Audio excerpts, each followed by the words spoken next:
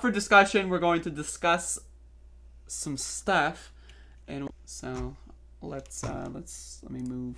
I got that. I got to do this. This is the live production. You know, most shows don't show this, but mine does because this is a live production. I'm producing this live. Hello? Is this thing on? Can you hear me? I can.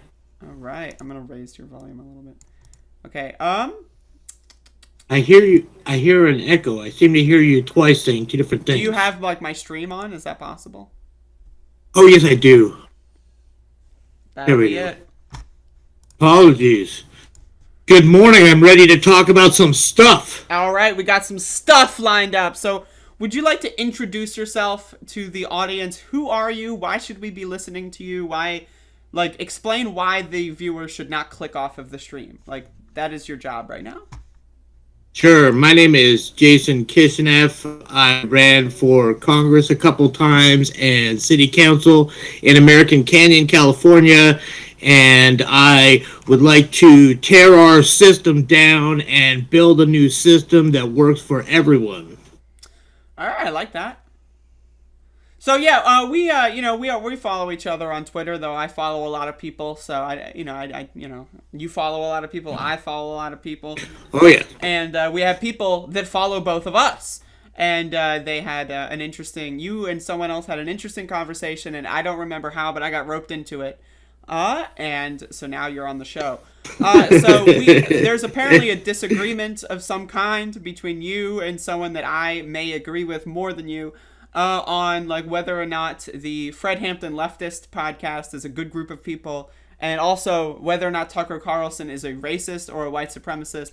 Would you like to what do you want to talk about first? And what would you like to what's your position on these? We can get right into that, and actually, Jackson Hinkle also did a show on people have been trying to smear Nick Cruz from Fred Hampton Leftist and Jimmy Dore. So we're in the mainstream conversation of the non-mainstream. There you go. I'm glad to be. I'm a sellout at this point. I'm selling out. But yeah, I don't like Jimmy Dore, and I don't like Nick Cruz. I didn't even know his last name was Cruz. I don't like either of them. So that's my position. But what is your position? Okay. So I am a radical leftist, and I like Nick Cruz very much, and I like Jimmy Dore very much. Although I definitely get why people get mad at him for getting angry at their heroes, because he's angry, as I think we all should be, and he doesn't hold back. All right. See, my thing is I would also identify as a radical leftist. I am both radical. I'm also rad, but that's a whole thing. I'm also a leftist. You sure are. I try my best. But yeah, I personally think that Jimmy Dore is doing a net disservice to the left when it comes to building power. Because I understand and agree with a lot of his criticisms of Democrats. I think most Democrats are awful. But I also think that he goes a little bit too hard on AOC specifically. And I don't know what his solution is. Because to me, my thing is I don't think politicians are going to save us. I don't think that they're going to, enter Congress and give us Medicare for all because we elected one member of Congress. Bernie Sanders in 2020, I think was the best shot that we had of having a government that works for anyone, that's not a corporate, donor. And Jimmy Dore didn't even support Bernie Sanders. So, I mean, to me, that's where I stopped paying attention to him.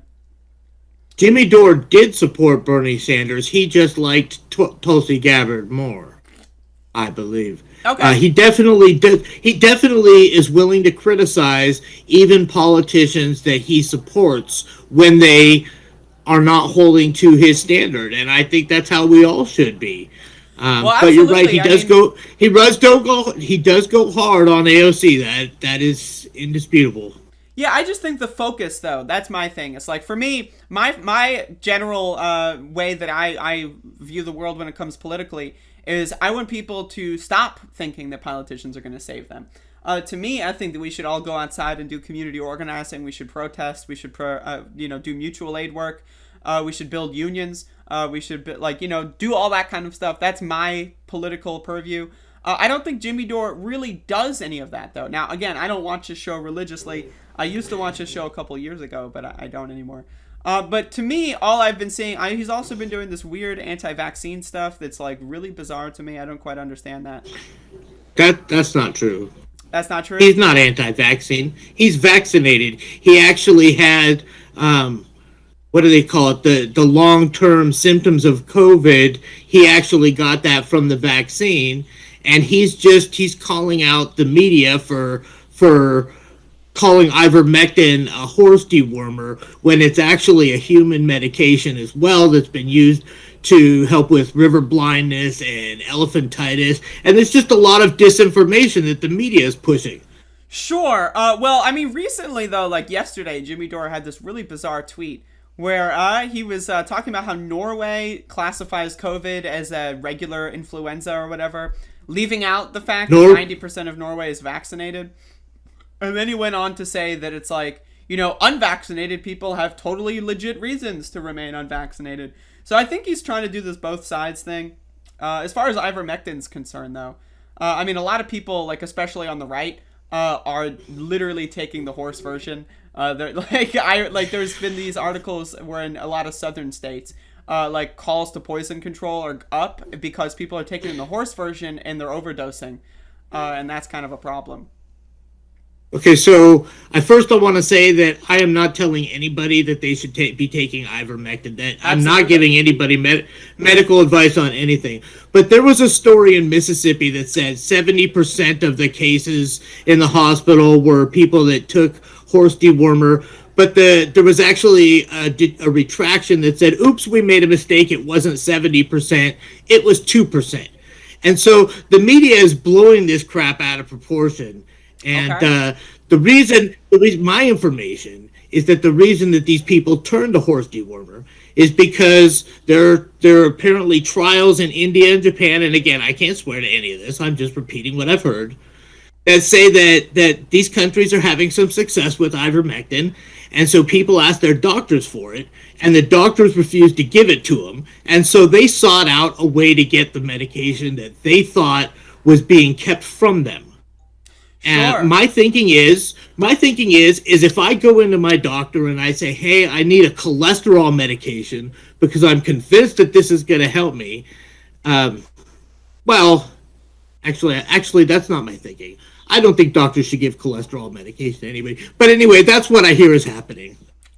Yeah, I mean, I think my big thing with Jimmy Dore's promotion of ivermectin is that he is not doing the proper amount of nuance like you are suggesting. You are saying there are multiple prongs to this. Ivermectin is not proven to help with COVID-19 in any capacity at this current moment. Now, it can help with some of the symptoms potentially, and it's being studied theoretically. But again, there's been this mass thing, especially in right-wing media circles. Like Joe Rogan recently was taking ivermectin. And again, these big media personalities, and I consider Jimmy Dore a big media personality, are talking about these horse dewormer adjacent, but not, again, like you said, it's not just a horse dewormer.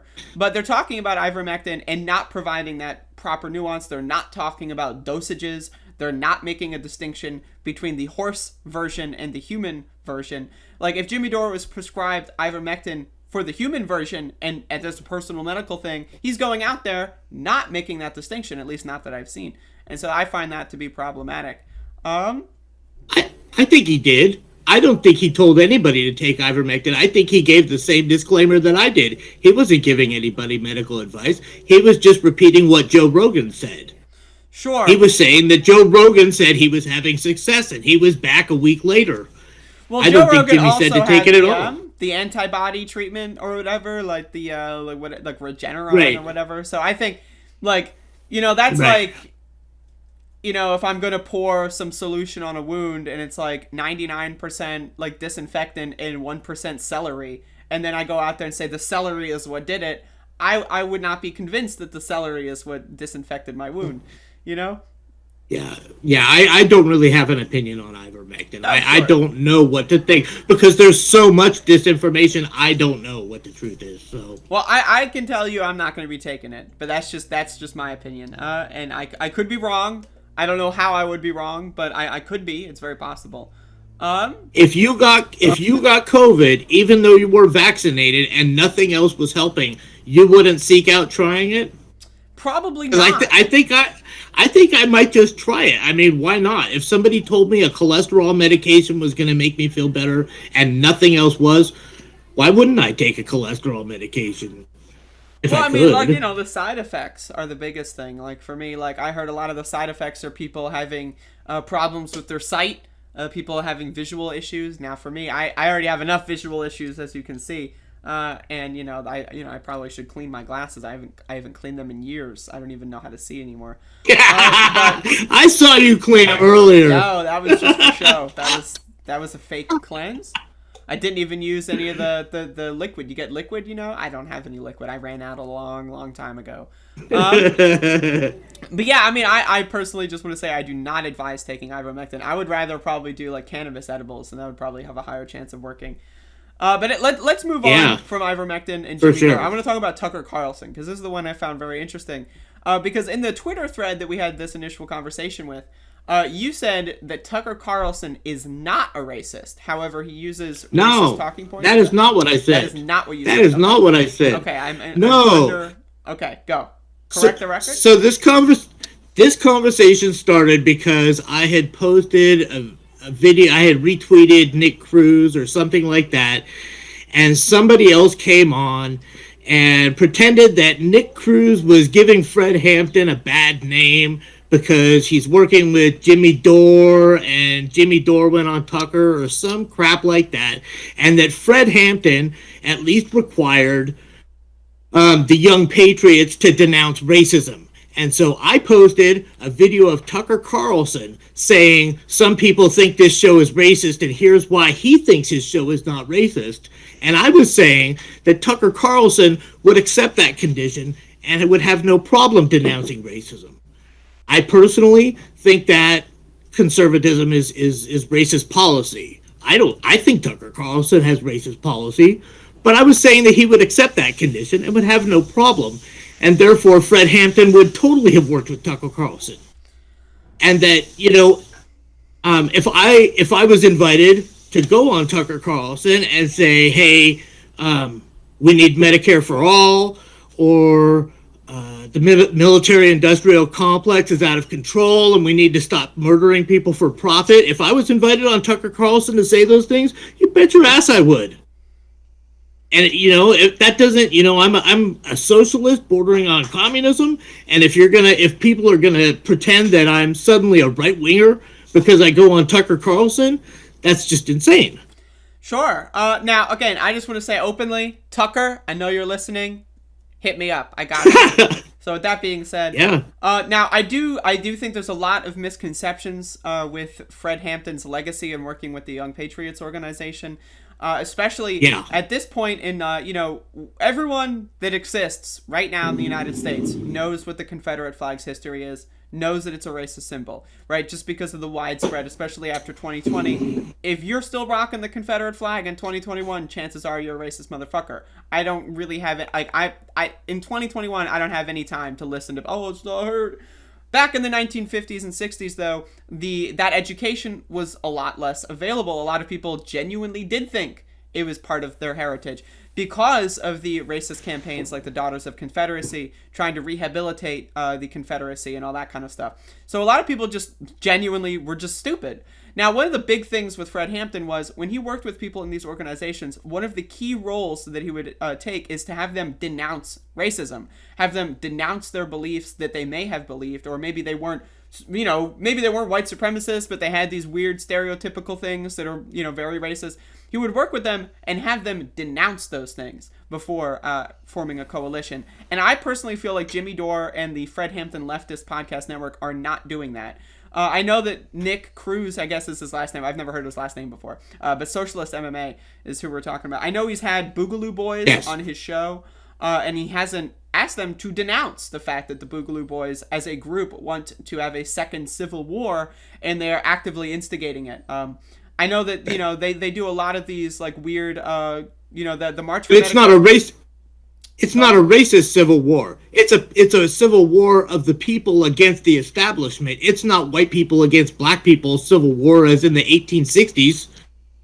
That's just not true. Sure. Yeah, no, I absolutely agree, but I do think that promoting civil war at this current point in time is let's look at what the lines would be. Like, I don't think I have no reason to believe the Boogaloo Boys would be on the side of Black Lives Matter in a civil war. I believe they would be on the side of the right. I believe they would be on the side of, the Young Patriots, whatever the modern iteration of that would be. I feel like they would be on the side of the KKK. That's my personal opinion. My best information about the Young Patriots is, and you got to do some reading because there's a lot of articles that say it differently. White supremacists don't just suddenly denounce racism. My information is that the Young Patriots were actually a leftist group that had moved to Chicago from the Appalachian area, and that they didn't actually have to be asked to denounce racism, and that they saw the Confederate flag as a symbol of rebellion. Sure. And the Black Panthers learned to accept the Confederate flag as not accept it that they would fly it, but accept that these people saw the Confederate flag as a symbol of rebellion. It wasn't that they... I think I've said what I was trying to say. Yeah, but I do think one of the biggest things, though, is the denouncing of those beliefs, right? Like, I don't personally think, I think most people that are racist or have racist ideologies or are conservative or are religious, frankly, I think they are thinking those things because of their education and their childhood. I think a lot of people just get stuck believing certain things because they just don't age out of 12-year-old fantasies or what they learned in elementary school or what their pappy taught them.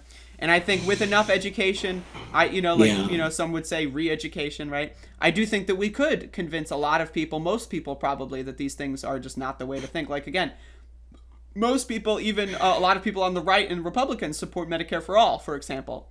So I would rather have that is a good starting point. Yes, Medicare for all.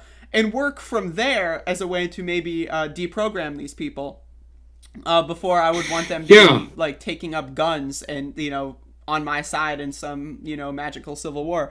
I don't think a civil war is a good idea. Whatever side the government's on is going to win. There's no way that you can outdo the United States military. I think the idea of having a second civil war is ridiculous, and that's why I think that working with Boogaloo Boys is ridiculous, and that's why I'm a critic of the Fred Hampton leftist network.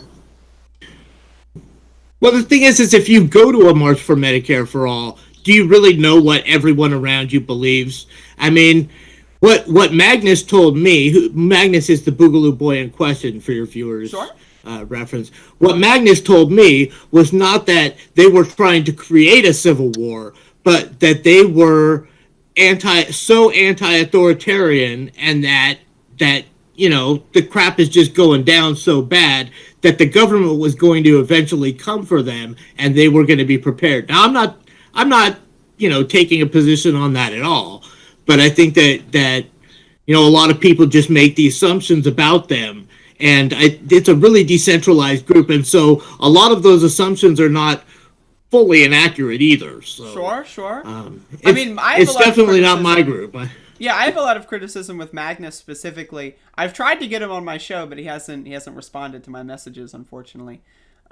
Really? Yeah. He's been on a lot of shows. I'm surprised. I'm also surprised. If you could grease that up, send him a message, I'd love it. I will do my best. All right, sounds great.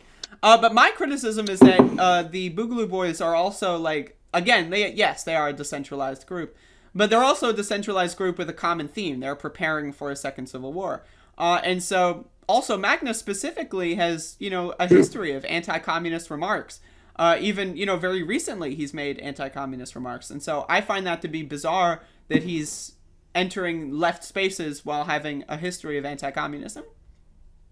Well, I think that there are certain things that the left and the right can agree on, such as, like fiscal responsibility. We want our taxes spent on meeting people's basic needs, not on bombing Somalis or Syrians, right? And we, a lot of a leftist position, I think, is against censorship. which I think is something that, those on the right agree. And I think it's not really, he's very clear that he's a libertarian and on the right. So I think it doesn't make sense to expect him to suddenly be a communist, because he's not. That's not who he is. But there are things that we can work with him on. It's possible. I will say it's possible.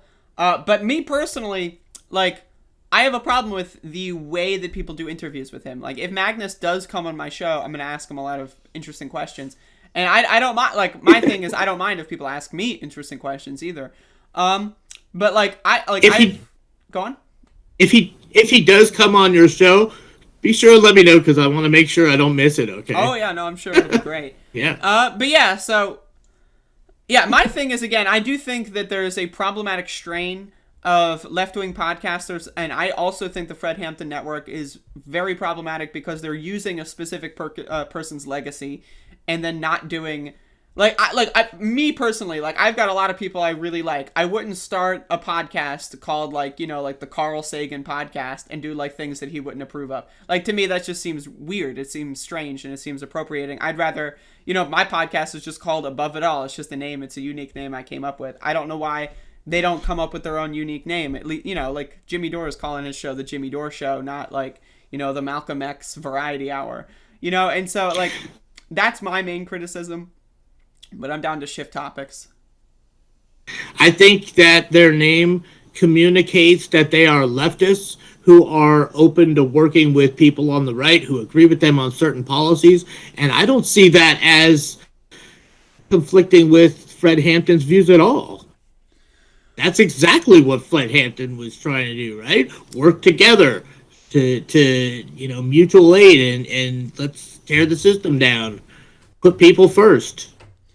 I mean, it's possible. I feel like the interpretation of and the action of Fred Hampton here, I think that they're not doing a great job on trying to get people to denounce certain ways of thinking. And that's my thing. Like, if I'm going to be inviting Boogaloos on my show, I'm going to try to convince them to become communists, right? Like, I'm going to try to bring them to the left. I wouldn't just interview someone who's a right-winger and then say, like, all right, I agree with everything you say on this specific subject, and let's ignore the fact that, you've done this and you support this and you are, I would just want to bring people to the left. That's my thing. And I'm not entirely convinced that platforming Magnus to the extent that the Fred Hampton Network does is bringing him to the left or bringing other people to the left. I think it's got a higher likelihood that it brings more people to the right in that audience. I hear you. But Fred Hampton was also really about mutual aid and the Black Panther Party and just helping people, and that's right up Fred Hampton leftist alley. That's exactly what they're doing right now, and they're trying to organize a general strike conference, and I don't see any conflict at all. How do you feel about the general strike that's supposed to happen on October 15th? I fully think that we need a general strike, a regularly occurring general strike. I was super inspired by the Yellow Vest protests in France, and I'm happy to see that they are doing that again. But I've heard there may be some I don't know. There may be some issues with the October 15th. There may not be. I don't know. I just heard some random things, and hopefully it goes on as scheduled, and hopefully a bunch of people participate. I will be. How are you, like, what is your job? Like, what field? You don't have to give me your exact employer, but what field do you work in? Oh, I'm a homemaker. Okay. I used to be a pharmacy technician, and I broke something in my back that's never going to heal. I understand. Now I'm a homemaker. Well, okay, so you're not going to go up to work. Do you work for yourself? Are you self-employed, or? Well, I meant that I wasn't going to be shopping or anything like that. Okay, all right. Obviously, I'm not gonna refuse to make my kids lunch or dinner. Sure. Okay, so yeah, I personally think a general strike needs, like, I don't think a single day general strike is going to do much. other than a Right. show of power. Yeah. And I don't think that we have enough power and there's enough organizations that are working with this October 15th deadline that it's going to amount to anything. I think there's a lot of people I see online that are willing, that are like, there's a lot of people in that orbit that are saying, I'm just not going to show up to work on the 15th. And I don't know if that's a good strategy, because if you get fired and then no one else like participates in the strike, that's the danger of advocating for a strike, is that I think people could end up making bad decisions based on it. And I also don't know if we have enough power. But we also, one of my big things, I agree with that. Yeah, I agree that a general strike is something we need to strive for. We need to build that power base. And I don't think that trashing politicians like AOC and Bernie Sanders all day is congruent, or you can make a general strike organization by doing that, because Bernie Sanders and AOC and politicians like them do have the ear of labor, and they do work closely with labor organizations and unions. And so I think that we should be building those bridges and not tearing them down. And that's why I have such a problem with how the Fred Hampton leftists and network and Jimmy Dore go after Bernie Sanders and AOC, because I don't see them as building those power structures. I see them as presenting alternative solutions and doing nothing to get there. Well, let's talk about AOC, since she's been the main topic of Jimmy Dore, and you keep bringing up their take on AOC. She had a PAC that she had people donating to that said this is a grassroots PAC, and none of this money is going to go to any corporate Democrat. And then she turned around and gave a bunch of money to corporate Democrats, and several of them had primary challengers coming, including Eva Putzova. She donated to his corporate opponent, and she voted present on the $2 billion police bill. She voted present to allow Israel to have another $1 billion for the Iron Dome, and nobody's calling this out. Nobody on the media is calling this out. And so, even if you think Jimmy Dore's an asshole, I can use those words on your show. Oh, yeah, you can say fuck, shit, whatever. Yeah, cool. Even if you think Jimmy Dore is an asshole because he's saying, fuck you, AOC, you're corrupt, he's serving a purpose because he's showing people what she's doing. Nobody else is doing that. Well, define nobody else. I mean, who else is pointing out AOC's bad votes when AOC doesn't? Who else is saying AOC voted for the $1 billion Israel bill? Well, she voted present. By voting present. I made a video about that yesterday or the day before. She voted for it by voting present. She allowed it to happen on purpose by voting present. That's basically voting for it. I mean, personally disagree with that. Like, if her vote was the, Joe Manchin vote, and it was just her, and, it all boiled down to that, I would agree with you. But, I mean, that shit was... She voted no, and then you could see Nancy Pelosi over in the corner scolding her, and she changed her vote to present so that it would pass. Well, I mean, it was going to pass regardless, though. It was. She can't even give a performative no, and that's the problem. And that's why people like Jimmy Dore and Fred Hampton leftists are important, because they're the ones saying she can't even give a performative no. And that's important because everybody else... There are so many liberal Democrats who are just like, AOC, that it's important to, for somebody to be showing them, hey, you know what? She's not, I mean, she has good votes too. I don't hate AOC. I think, like any politician, you work with her on policies that you can get her to agree with you. Like the Green New Deal. Yeah, absolutely. Work with her. And it's the same with Rand Paul. If you want to promote peace, you work with people who want to promote peace. And if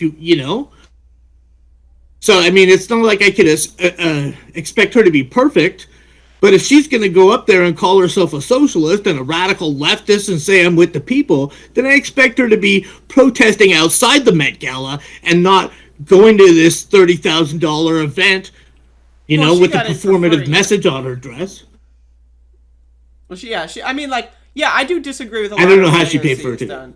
But, I'm not, a rabid supporter of AOC. Like, if you watch my video from the other day on the Iron Dome thing, I criticized her heavily. But at the same time, I do think that there are, like, when you're a politician, there are political calculations you make. A lot of people say that, like, a lot of things, like, for example, like, when Bernie Sanders was going out there doing, like, Fox News town halls, a lot of people got upset with that because why would you give Fox News any oxygen? I think that there are ways you can work with people like Tucker Carlson. I think there are ways you can work with right wingers. But, like, I think expanding them and pulling them left without, like, that's my thing, is you want to bring people to the left. So I think AOC is also worried about, like, redistricting. That's what I've been hearing in her apology. Did you read her apology letter on the Iron Dome thing? I tried to. It was just word salad. I couldn't find an explanation in there. I could actually tell you there's actually a better explanation than anybody else has ever given, which is she's got a lot of Jews in her district and she's trying not to offend her voters, which totally makes sense. I have no problem with that. I'm Jewish myself. Mm-hmm. I wouldn't have voted for it. I'm an anti-Zionist Jew, but I understand that she has voters and she needs to get reelected. Sure. Yeah, no, absolutely. And that's the thing is, like, I feel like now my personal thing is Jamal Bowman voted yes for the Iron Dome, which is a lot worse than voting present.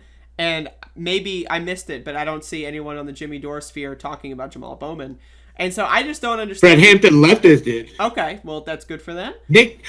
Nick Cruz made like a 20-minute video, and he just almost exclusively talked about how much I didn't even want to use his words, but he's really mad at Jamal Bowman and calling him out because he replaced Elliot Engel, who is this Zionist, and he's voting the exact same way.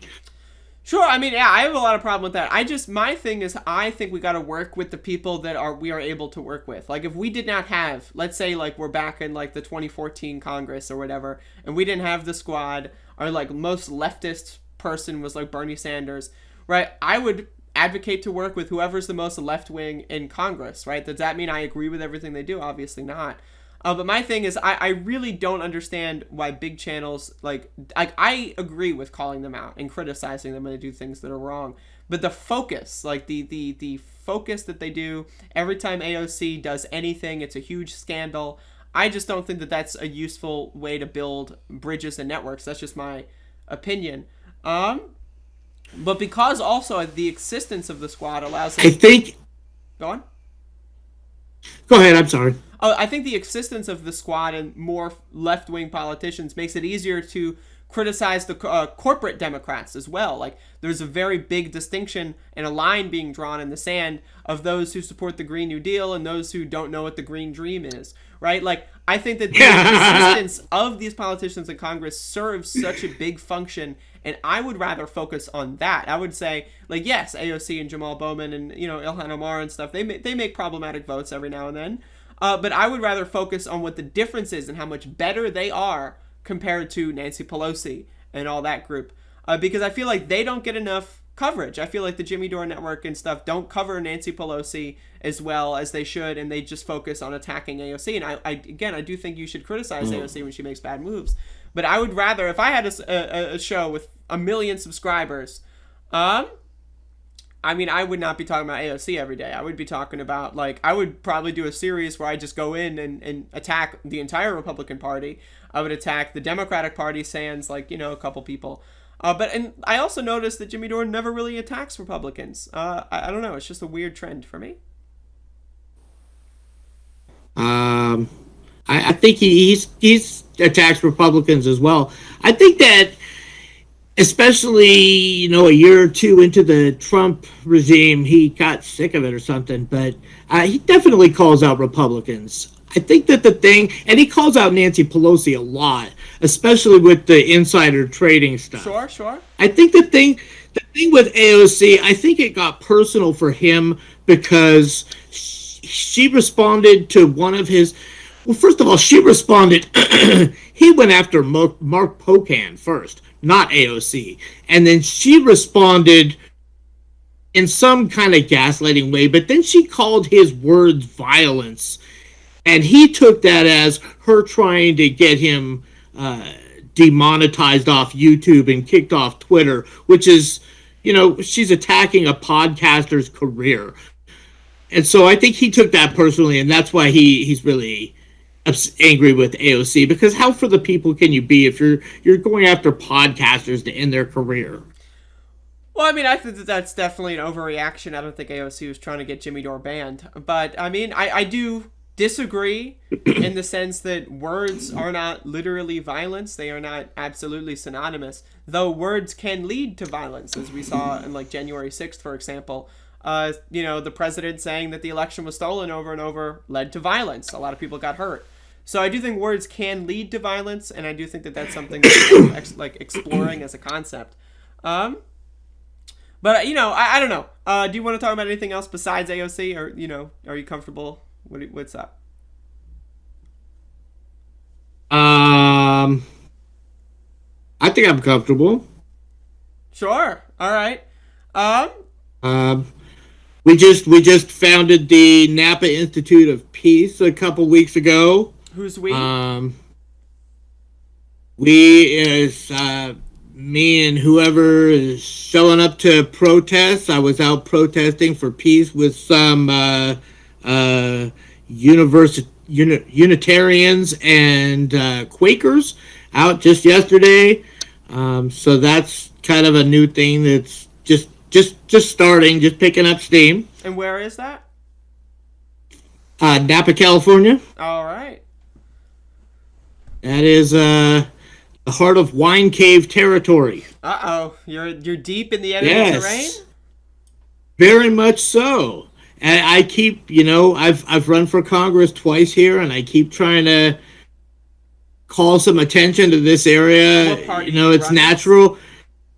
Well, I ran as Green Party in 2018, and then I ran as Democrat in 2020 because my opponent wasn't debating, and so I thought this way he'd have to debate me at least at the Democratic clubs. But he just sent his surrogates, and they lied about him not taking corporate money. How many votes did you just that for my own entertainment? How many votes did you did you get more running as a Democrat or?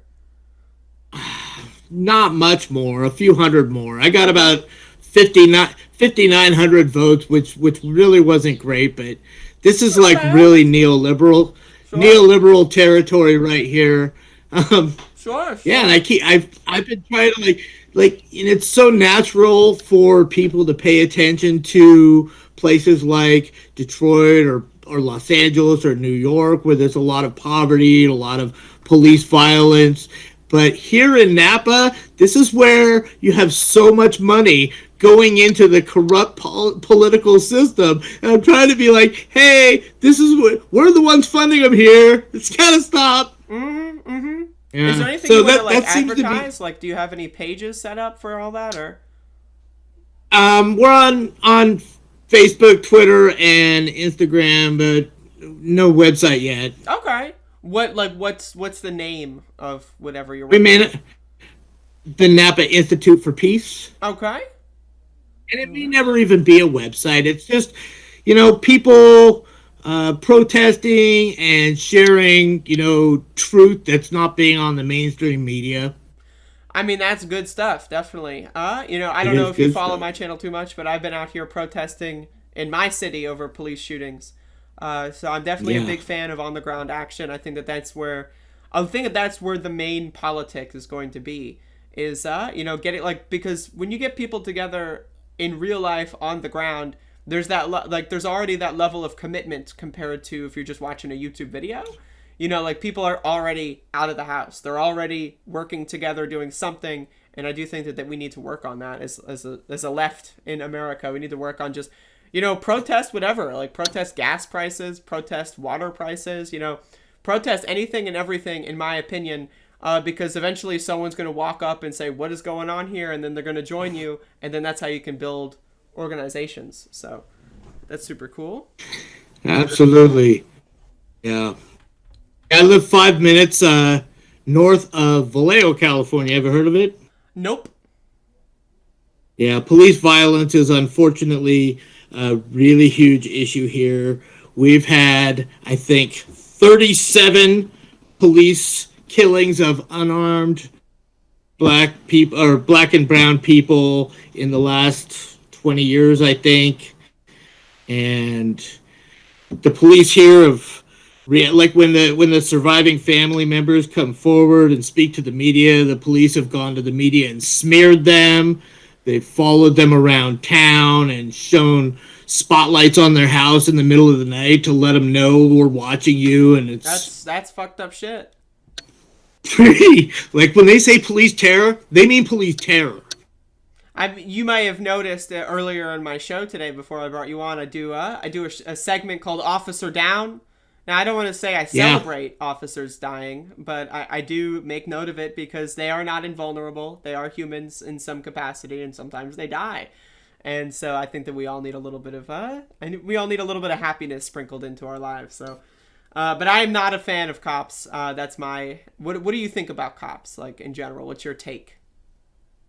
I know good cops. I have a friend who's a retired cop who's a city council member here, Okay. and there are good cops, there are bad cops. I think that the policing system causes a lot of the problems. I think that racism causes problems, and mental disorders like PTSD and drug abuse cause a lot of the problems.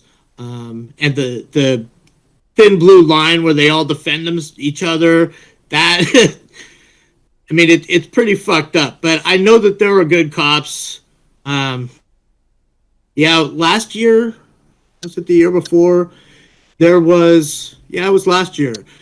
An officer had to shoot somebody here in Napa, and when they reported that an officer shot somebody, a lot of people jumped to conclusions. Oh yeah, another police shooting. But when they released the footage, the police officer had pulled this person over, and he got out of the car with a rifle in his hand and was acting insane. And I mean, I don't know what issues he was having, but the officer was defending her life, and sometimes it does have to go that way. Well, I mean, I personally think that there could be other solutions other than shooting them. But, I mean, it's possible, not every shooting is blatant execution. There's always the spectrum of, justification. Now, personally, I don't think there ever is justification. I think that I think that there can always be alternative solutions. I also think the cops shouldn't be doing traffic stops. I think traffic stops should be like, give them a ticket later kind of a thing. I mean, like I covered on my show earlier. I fully agree. Yeah, traffic stops usually just turn deadly because for both sides, the cop doesn't know what's in the other person's car, and the other person doesn't know if that cop's going to kill them. Because frankly, a lot of cops end up killing people at traffic stops. So like I would be on edge, if I had a gun and I could drive a car. I don't know how to drive a car. I also don't have a gun. Or maybe I do. You never know. But I would feel on edge if a guy with a gun was like lumbering up to my door. That seems interesting. But anyway, sure. I'm probably going to be wrapping up pretty soon here. So anything else you want to talk about? Any other topics? Anything you want to shout out? Not really. All right. What would you rate this show as? Like, is this a decent performance? Did I give you a hard time? Not so much. I've enjoyed the debate. It's been civil. I've had a fun time. Okay. I'll give it a 9. A 9? Is that out of 100? A 9. No, out of 10. Oh, wow. You asked me to rate it. Okay. You asked me to rate it. Like out of 1,000, I've had fun. Like a really low rating? No, it's out of 8.